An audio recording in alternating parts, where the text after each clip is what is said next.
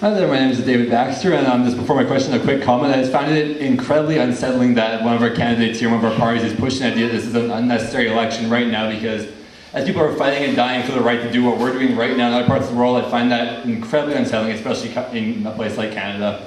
Now, on to my question. It's kind of a little segue in there, because it's showing our democracy, there's some flaws in there where our elected officials are saying an election is unnecessary, and one way that's been pointing to fix this is proportional representation, as Noah and Larissa spoke of earlier. Now, I want to hear from Russ and Ray primarily. Noah, Larissa, if you want to jump in on this one, feel free to. What are your thoughts on proportional representation?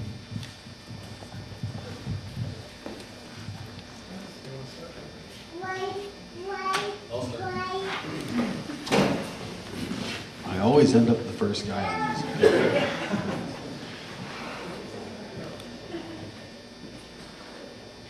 I understand the thinking that goes behind the fact that 1 million Canadians voted in an election, they ended up with no seats. I am not a proponent of proportional representation myself personally, for the simple fact that some seats will end up being a no-brainer. What about the communities that employ everyone employs the first pass? I just answered this question this morning for the Moose Jaw Times Herald. I thought about it quite a bit last night. In a lot of cases, it's a slam dunk.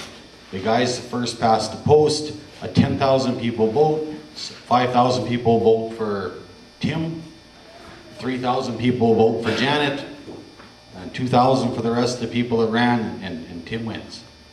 What about a community where it's a tight election, but the person that the majority of people voted for in that community doesn't end up being your MP? What about that?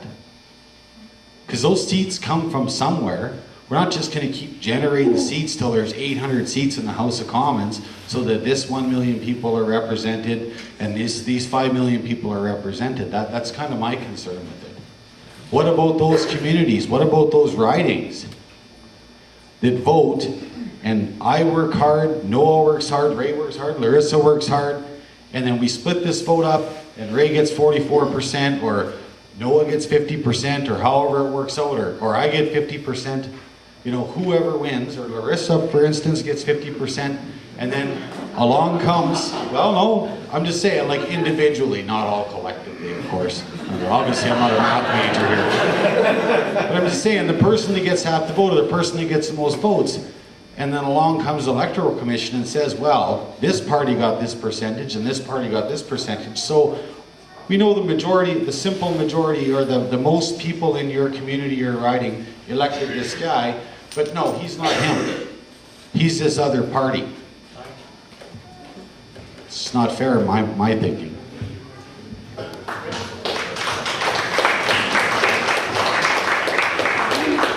Thank you for that question. I'm not sure I have a good answer for you. I've looked at this PR situation. I've done a lot of reading on it. I've done a lot of investigating.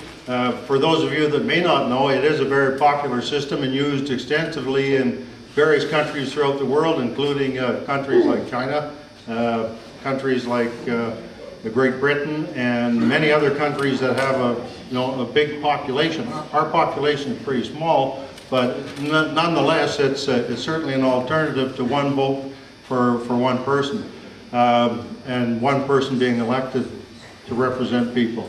I guess the question that I have, that I ask myself, is what is wrong with our system now? I know that not everyone voted for me in the last election, but I also know this, that anybody that wrote a letter, phoned, sent an email, we responded to it. And they were not asked, are you a supporter of the Liberal Party or the Green Party or the Conservative Party or the NDP Party? We simply dealt with it because they were a resident of this riding.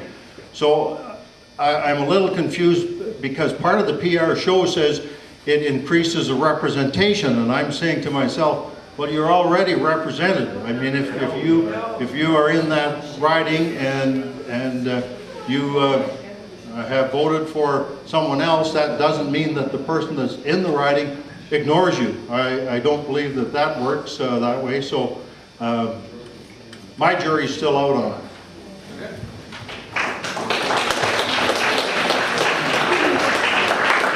believe that, as I indicated in the beginning of my remarks, I think most people in our generation, and maybe I'm being presumptuous for thinking you're around my age, most people of our generation, and Larissa would agree with me, think that our current electoral system is unfair.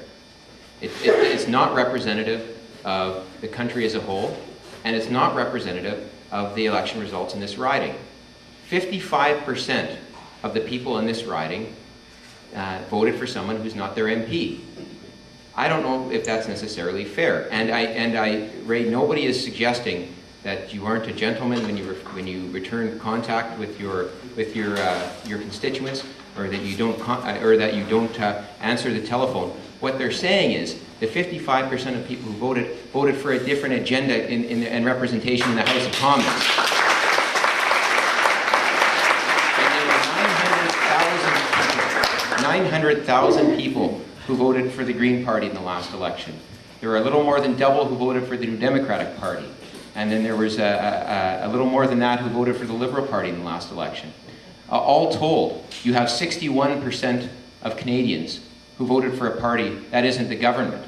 And frankly, I think that system's broken. There are only, I think, a couple of countries in the world that don't have some form of proportional representation in their elections, that being Canada and the United States.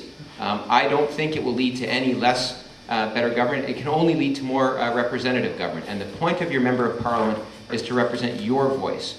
Whether we have one system or the other, this system doesn't work.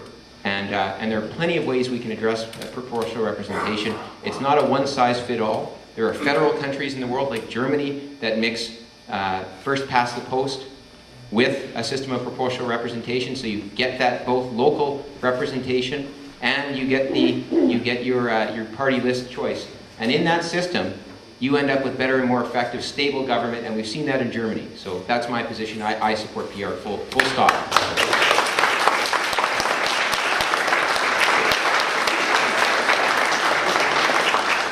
Noah was talking about mixed member plurality, and that I also am a supporter of MMP, that type of proportional representation, because it provides that local constituent representation while also making sure that all of our votes are reflected. I'm 29 now. I've been voting for over 10 years. I've never once voted for someone who's been elected. How many of you are like me? You know, it's when you start to think about it, it becomes very apathetic. It's become something that breeds voter apathy. It really does. That's how voter apathy happens.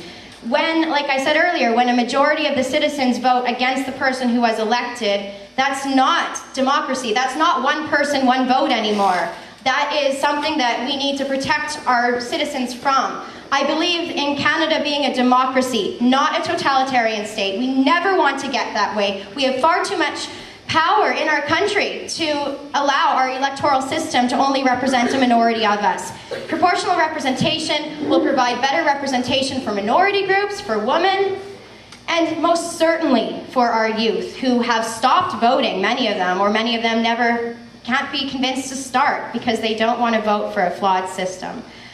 Proportional representation is something that I'm saddened to hear that the Liberal candidate and the Conservative candidate here today are not supporters of.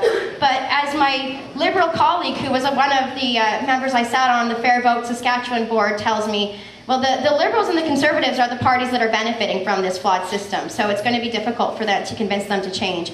It's more than about 1 million voters who went unrepresented for the Greens. It's about all the Canadians who have stopped voting and whose votes are not represented in general. Over half the votes that were cast did not elect anyone. That's a sign of democracy not working. Proportional representation is a solution that we need to put in place in order to ensure that democracy works. It cannot function properly without it.